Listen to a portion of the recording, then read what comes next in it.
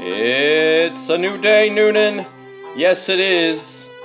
And this is the exact right moment. Now, what does that mean? It's the way I live improv, right? I'm an improvisational actor and director. And the way I like to approach my scenes is this is the exact right moment. Nothing matters more than showing this moment right here to the audience. Do I always know what's going to come out of it? Of course not. That's improv. But that's how life is too. We don't know what's going to come out of the moments. But we know that we're here. And isn't it better to be in these moments and say, you know what? This is the exact right moment for me. This is what I need to be doing right now. Versus saying, this moment isn't even right. Because if the moment isn't even right, then there's no way the results can be right. So we are in the right moment. You are in the right moment. You can learn, you can be annoyed, or you can be inspired. That's up to you. And that's up to the universe and the astrological signs like Paris and Equanimous, astrological signs that girls get tattoos of. Anyways, I am Noonan Time with Harold. You can find me at noonantimewithharold.com. You can find me on Facebook and Instagram at Noonan Time with Harold. And of course, you can find the podcast right here, Noonan Podcast with Harold. I reach millions of locals every single month. We're bussing and we're giving up to you all the funniest things about Coweta County, about Peachtree City. We're here to make you laugh. We're here to take the Noonan Times Herald and do it the way it was meant to be done. And today we have a special guest. It is Tim Ryan, who's running for District 3 Coweta County Commissioner. According to his Facebook page, to fight overdevelopment, prevent tax hikes, and preserve Coweta's character, a father, husband, and educator. Tim brings integrity and a commitment to smart, balanced growth. Does that mean he's going to be fun to talk to for the next 2 episodes? I don't know. But you know what we're going to do? We're going to find out. So please welcome, it's Da Boy. He's here. We've got him. He's sitting across from me. He's looking handsome. He's got a striped shirt on. I'm going to describe what he looks like because the listeners cannot see it. He's wearing I'm colorblind. I forgot about that. He's wearing a red and blue and white, like American flag colors, kind of. Rugby with a collar shirt. He's got a watch. His arms are so hairy. This is one of the more hairy men I've ever had in my house. As somebody who cannot grow body hair, anyway. This is a hairy man. We have Tim Ryan in the studio. Tim! Hello. How's it going, Harold? It's going really, really well. I've got some nerd gummy clusters. I've got a Dr. K, and I've got a hairy, handsome man sitting across from me in my living room. You do, and I have my Callaway Blue water, the best on the planet. When people ask me, what do you do when your girlfriend's at work? I have hairy men come and hang out with me in the living room. In secret. It's not in secret. It's literally being recorded and put all over the internet. Nothing about this is secret. No, it's not, Harold. So tell me a little bit about you for anybody who doesn't. I didn't know who you were up until probably 2 weeks ago. Sure. And then you slid into my DMs, as the kids say. That's right. But who are you? Well, you got my name, and I'm kind of a Georgia native, so to speak. I moved here when I was about 4.5 years old. I was born in California, and my dad was transferred back in the day when transfers were a thing to have happen. We moved to Stone Mountain, Georgia, and I lived there pretty much my entire lifetime. I'm a Georgia State grad. Went to St. Pius. I'm Catholic. I went to Georgia State, graduated from there, ended up going into the industrial pressure-sensitive tape and adhesive business. What is the Georgia State mascot? I used to watch their football team. It's a panther. A panther, yes, okay. A blue panther. Okay. We just got destroyed on our first week. They have a football program now. Yeah, I know. My ex-wife went to school there, so in principle, I have to cheer against them. You're anti. Well, so sorry. They're not very, very, very good yet. Their program is still in its infancy, so it'll be another 20 years. Are they the ones that play at the old Turner Field?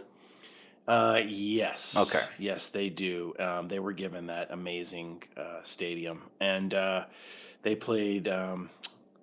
who was it? Not Mississippi State, Ole Miss, and got destroyed. I think it was like 60-something to 7. So anyways, I ended up getting my master's there. Well, let me stop. I was in a pretty bad motorcycle. Okay, I'm lying already. It was a scooter accident that happened to me in 2006.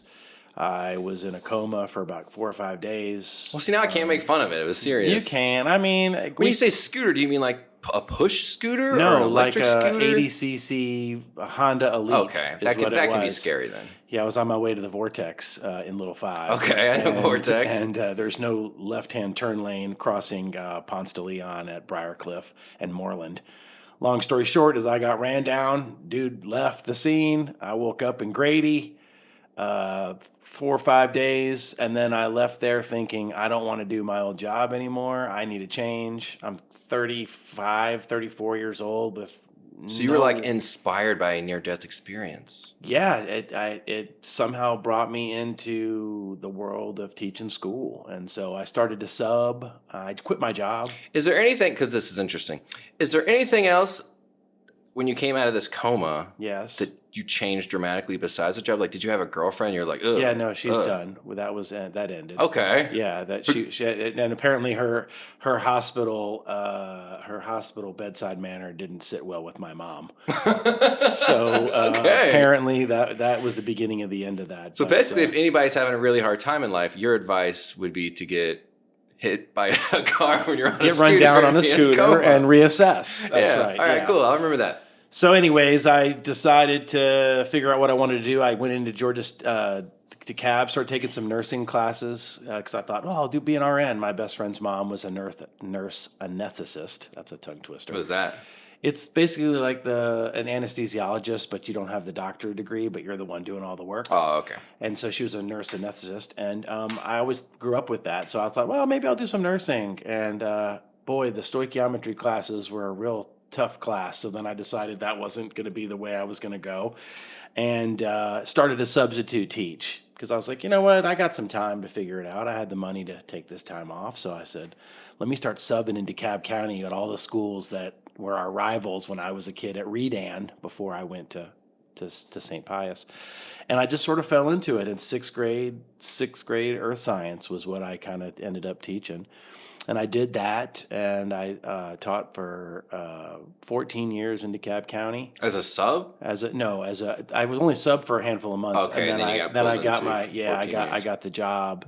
Then I had to go take all the certifications. Mm-hmm. Then during the tenure, I think in 2013, I went back and got my master's from Georgia State again. Real sorry about that. And got that again traditional. I didn't want to do online, and got my master's. And then just had a bunch of great things that I did. I was part of the team of like 2 or 3 people that got the first STEM certified school, Georgia DOE, in the whole state, Title I school, that they said, you'll never get that done. I love when you tell me what I can't do, because I'm the same way. It fuels me even more to do it.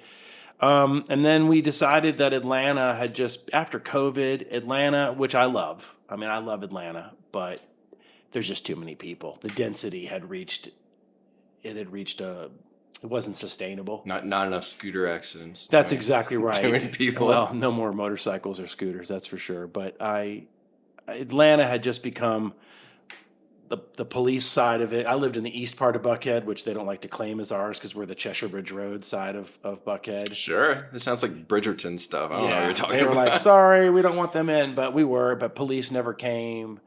There was a lot of break-ins. Crime was bad. The only thing I truly miss from Atlanta is obviously the friends that we picked up and left from, because driving to Atlanta is like, you almost have to take an airplane to get there. It just takes so long. Yeah, I used to go up there 2 or 3 times a week for improv shows, improv classes, and stuff like that.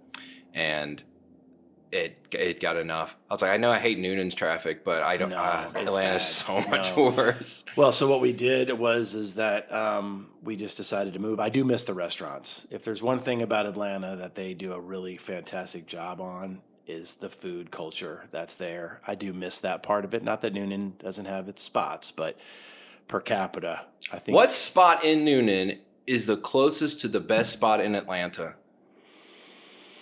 It's in Peachtree City, I would call to say. No. I know. Can you believe that? At least the ones that I've eaten, we do eat it quite a bit. Cafe 1485 I've heard great is things. amazing. Yeah. That place The owner's great. Oh, the whole staff, everything is great there. But I do like the Curious Cantina in Peachtree City. That's amazing. Never been. They have a whole myriad of restaurants that they have, but in my opinion, it's the only one I've eaten at, so I can't have an opinion about the other ones. Automatically, they are opening up a Curious Kitchen, moving it from Sonoy here to I made a joke about that, and they got mad at me. They did. Yeah. Well, they're good. They're good guys. They can take it. Mac and Scott are good people. And at any rate, I think that's a great place, and some of the small town stuff that we have here too. I like going to Christie's. I mean, I love Golden's. I can't say that compares to anything in Atlanta. Yeah. A meat and three or whatever. But I am excited to be in Noonan. So we just decided to move. And why did we choose Noonan? Well, my wife still has to go into town a couple days a week sometimes for work. So exit 51 was as far as I could drag her away off Sharpsburg McCullum. And, we found 11 and a half acres of land out here. I'm about to finish, thank God, building the house. And we just really like the culture. I looked at the school system. I did 3 years here before I retired. It was just time. 17 years teaching middle school is plenty. And I'd always did other things in the summertime because we don't have to, we don't have to work. You get that time off. So I've always found jobs to do, and I just started working for this company selling signs. Selling signs? Signs. Like the Little Caesar signs that people spin? No. I'm picturing you on the side of the road spinning a the pizza hairy sign. guy spinning signs. No, if you were to open a restaurant, we'd do the sign there. Oh, like the signs that go up. Yeah, like churches will have the message boards that they have to put the plastic letters on. They're kind of getting tired of that, so we'll put an LED in there for them. Okay, yeah. I've noticed a lot of them have changed into that. Yeah, well, it's interesting because the Noonan they allow LEDs, but Coweta County does not. So if you're I didn't realize that at this point, yeah, it's tough because a lot of the Cowetians want to have signs on their businesses, but they can't yet because of the ordinance. So that's so silly. It's a modern world. In 20 years, if you don't have an LED in front of you, Although I always think it's fun when you go by one of those old-fashioned church signs that change out the letters, and there's usually a letter that fell off. Assuming they change them and have some sort of an interesting, quick little quip of some. Yeah, it gives you a peek into the personality of the pastor.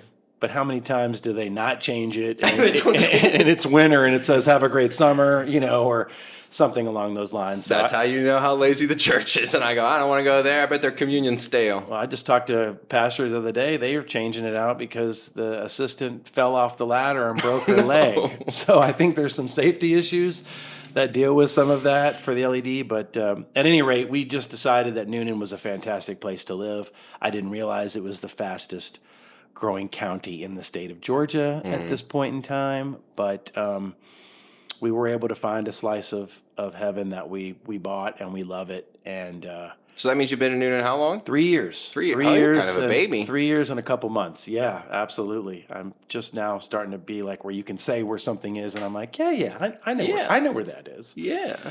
Trying to figure my way out around Noonan, but it's interesting because it is a small community, but it's bigger than you'd think. That's the best way to say it. Yeah, But, I've been here forever, and I'm still running into new stuff. I'm like, okay, cool. yeah, but and sometimes I wonder if it's the cycle of patterns of people that you speak to, because I feel like I see the same individuals kind of over and over again. Even random people I don't know, I'll be like, I saw them at the that's Walmart. your stalker, so that's a little different. Right. Well, Yeah.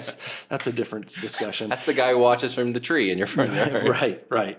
But I do think Noonan is that perfect slice of 160,000 people, which is what Coweta's population is. So in no way do you consider this a stepping stone into somewhere new. This is sort of where you guys want to. Yeah, this is it. And when we have a place down in the west side of Panama, a little teeny 500 square foot house that's really close to the water. It's a 5-iron away from the beach, and that's 150 feet. I was about to say, don't know what that is. That like a golf I saw thing? your face. Your mustache was twitching, and so I Usually only does that when I'm excited. So well, maybe you need to pick up golf. It's close to the beach, and so coming to Noonan shaved an hour off of the drive. So okay. I can be driveway to driveway in about 4 hours, 23 minutes is my best time with no stopping, no bathroom breaking, no Chick-fil-A on the way down. Let's just get there, and that's what it took. So it did shave an hour. In fact, I remember coming home before we moved, and we'd get to kind of Noonan area, and we'd look at the signs, and it would say, you're another 45 miles, 50 miles away from Atlanta. And I thought, man, how do we get closer? And you could probably argue that sign was planting the seed that moved to Noonan. So. And you're married. I am, 17 years. About to ask how long you've been married. Yeah, Patty and I went to high school together at St. Pius, but we were in the same class. But when you have 250 kids, there's a chance that you don't know them. And so I knew who Patricia Mendelson was by name. She used to go out with Nice Guy Bry. So you're just giving out all the names of these people. He was a soccer player. That's what we called him, and he was a very nice kid. We're good friends. Was a very nice kid. Well, he's a man now, so I can't. That's true. Yeah, that'd be a little weird. Like, hey, kid. But I knew who Patricia was, but we ran in different circles. And then in 2008. After I was singled from my scooter coma. Singled. Facebook became a thing in 2008. And I remember, what did people do when Facebook first came out? Well, you're like in third grade, so you barely remember. But they were like looking up stuff, right? Like, oh my God, let's see if so-and-so is on here and what they look like. And because, it was a good chance to have a digital yearbook, if you will, an update. And I saw Patricia, Patty on there and was like, wow, I need to see her. And I arranged a meeting. And, when you're 35, 36 years old, I guess you know a little bit sooner than you did when you were in your 20s. So we just started to date pretty heavily. And then a year later, we exchanged jewelry. That's pretty good. Yeah. To find the person you're married to. Because I'm 36 now, and I feel like I just found the person I'm going to marry like last year. See, but so look at that. You're like inspiring me. That's about right. They say 35 is kind of the sort of the spot, with that. Well, the girl I like is not 35 yet. That means I got to wait 3 more years before she's in love with me. Well, but she's at least 18. She's very much at least 18. She's in her 30s. That's right. No, that's good that you being 36 and saying that you're found your love. Well, I was involved with something that had to do with something like that at the time. Right. Based on what I have learned about you, you were on Oprah? Yes. Like the legit Oprah? Yeah, legit. Skinny Oprah, too, when she was still thin. It was in 2007, and I think the episode was called like Looking for Love or something. Anyways, I was at the time trying to figure out what I wanted to do, and I was like I told you, I was doing some nursing school classes, and I was working at a bakery as sort of a part-time job, so I didn't burn all my money away. Long story short of it is, this guy made the most amazing chocolate chip cookies. Well, the Oprah, I was on Match.com, and this is when Match was clean, right? This is before any of these other sites. It was Match and eHarmony were the only ones to really be on, and like I said, it was clean. And so I was dating and doing some stuff, and all of a sudden I get a phone call one day, and on the caller ID it said Harpo Productions, but I answered it. And then they're like, hey, this is the Oprah show. And I hung up, like, ha-ha, this is ha-ha, thought it was somebody messing with it. Well, they called me back and said, no, this is legit. Oprah is doing a show for men 35 and older that have never been married, don't have any kids, that all her writers are upset. Still a virgin? Maybe not that, but they basically, Oprah was saying there are still good men 35 and over that have not been married and blah blah blah. And so she read my profile, and I was invited to the show. I actually brought the cookies, told the baker, I was like, I'm going to get Oprah to eat your cookies here. I knew you were going to laugh at that. And he was like, no, you're not. And I'm like, well, there you go, telling me I can't do something. You're going to do it. I not only brought the cookies, on air, she said it was the best chocolate chip cookie she ever ate. Oh, wow. If he hadn't have been sort of such a self-absorbed narcissist, I would have signed away the rights, because I got 10,000 emails through Match.com asking me for cookies. Please sell me cookies. I'm like, bro, here's 10,000 orders for cookies. Come up with the Oprah Cookie Guy. That was my unofficial name. And but I brought them on there and passed them out to the poor bachelorettes that thought they were getting a car or some other amazing thing that Oprah was giving, and all they got was our email addresses. I felt so bad for them. What a letdown. But it was a fun experience to be on the show. And, I should be a cookie fortune guy. Right? I should be sitting right here telling you that I own Oprah Cookie Guy, and I'm a millionaire because of it. But did you go on a date with anybody from the show? I mean, Match.com, I already had that in the deal, but it was interesting because you knew where the show would air because Match gave out the email address, right? So, I mean, I still have emails I haven't even opened. Sometimes I'll go through them and just laugh at some of them, but you knew where the show broadcast because all of a sudden it was in India because I get 25 from people in India, and I got some from China, and I got some from. So you get to see the week it took to circulate the globe. It's sad though because I've had my friends that have tried to go out and seek it, but Oprah's rule, she owns all her content, so you can find the episode that it was on there, and there's a picture. That's me touching the mic. There's a picture of me holding the box of cookies, standing right next to Oprah, and nobody else had anything because I have to bring something when they tell you not to. But I just thought that was funny that you're at that same age, right? You're 35, although you sounds like you have a bunch of baggage, and that was what wasn't supposed to be on the show. But yeah, a little bit. I know, just have children. And stuff. Oh, I've already been married, and I do have a kid. That's good. But I think it's great, and fantastic picture on the wall. I'll tell you, Harold, of your. Podcast listeners, there's a picture on our wall. An amazing picture, by the way. I'll post it on the page. Super cute. But yeah, so that was my experience on the Oprah Winfrey show. And then there was some small things that came with that. I did get to be on the Steve and Vicky show on Star 94. And that was not a big deal, but it kind of was a big deal to me because I grew up listening to Steve McCoy. He's not with us anymore. He passed away to cancer or something awful. It was a cool 15 minutes of fame, if you will. So I don't remember if you already said this. Where did you meet your now wife? Patty, we talked about it a little bit, but I saw her on Facebook. That's right. Like, oh my God, look at the people that graduated. And when I saw her on there, she had a little picture with a little schnauzer, and I had a golden, Labrador retriever. And I remember writing her and saying, hey, Patricia Middleton, this is Tim Ryan from, how are you doing? And hey, I see you have a dog. You want to take your dog for a walk and hang out or something cheesy. But basically she said cheesy, it's cute. She said yes, and we ended up hanging out, and Maggie was a girl and Chance was a boy, so they got to have some boy girl time themselves. So sometimes I think I almost think about everybody has different situations, but I always think that like finding a mate reminds me of college. Sometimes I wish out of high school everybody took a year to kind of do some things before you jumped right into college. So you're saying there should be mandatory military service?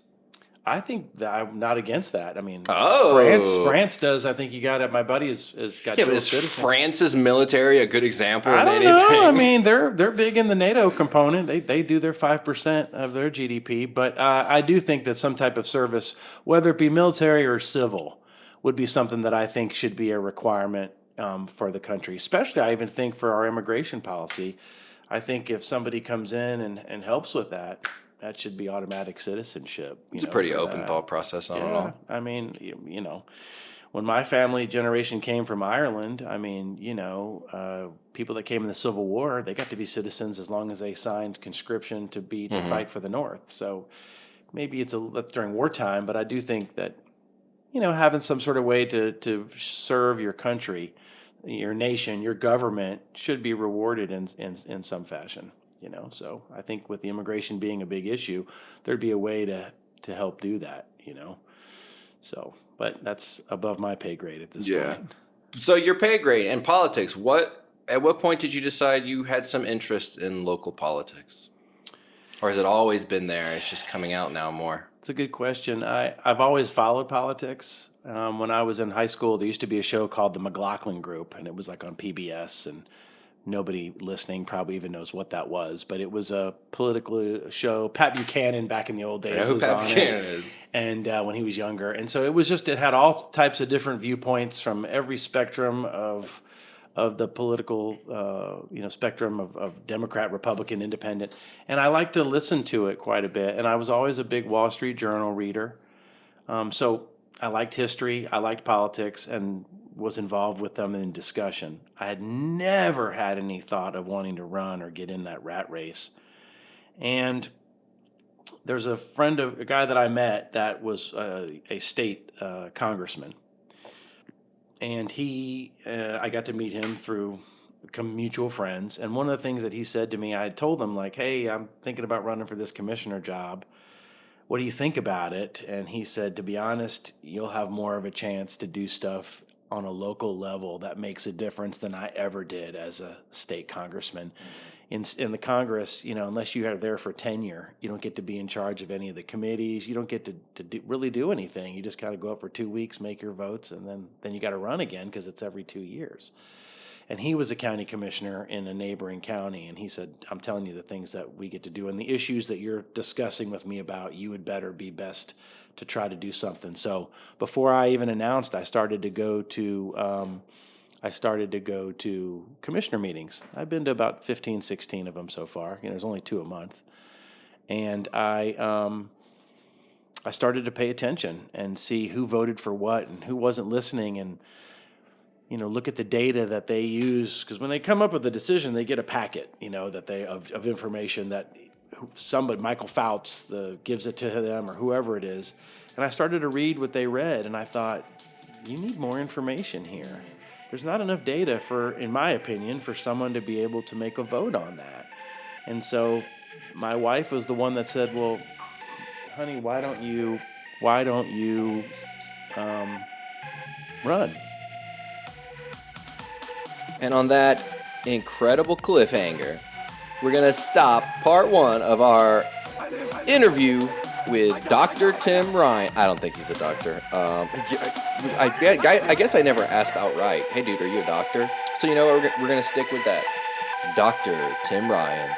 We'll be back next week with episode 2. I love you. I love you.